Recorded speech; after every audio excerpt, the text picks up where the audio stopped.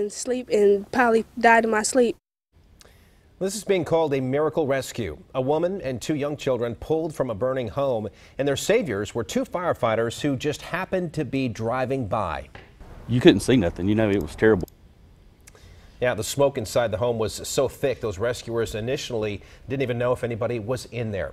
Thank you for being with us. I'm Scott Wickersham. I'm Erica Bryant. Our South Carolina Bureau reporter Greg Suskin is there at the home in rural Chesterfield County tonight.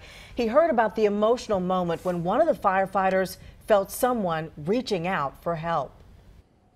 This really is an incredible story. These two men, one of them a volunteer firefighter, the other a former volunteer firefighter and medic, were driving down this road when they saw smoke coming out of the eaves of this home here, and they didn't waste any time.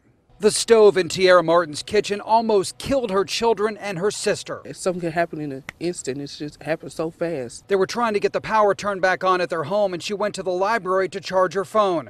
Her sister stayed behind with the children, and the power came back on while they slept. The stove ignited. Thank God for neighbors that care, that's concerned. Those neighbors happened to be Willie Williams and Chris Jordan, both with years of experience as firefighters. I see smoke coming out of that roof. I said, let's turn around. One went to the front door, the other the back. They beat on the doors but got no answer.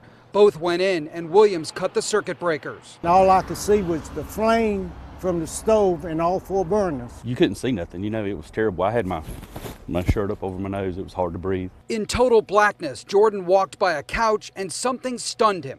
Something grabs me on the arm and tugs my arm, and I bend down, and it's a little kid sitting on the sofa. That little kid was 3-year-old Gabriel, who he swept up and carried outside. Williams found 19-year-old Hannah Lindsay and 1-year-old Alea in a bedroom. In minutes, deputies and EMTs were there checking the children and wrapping them in blankets. I guess the Lord sent me and Chris by there.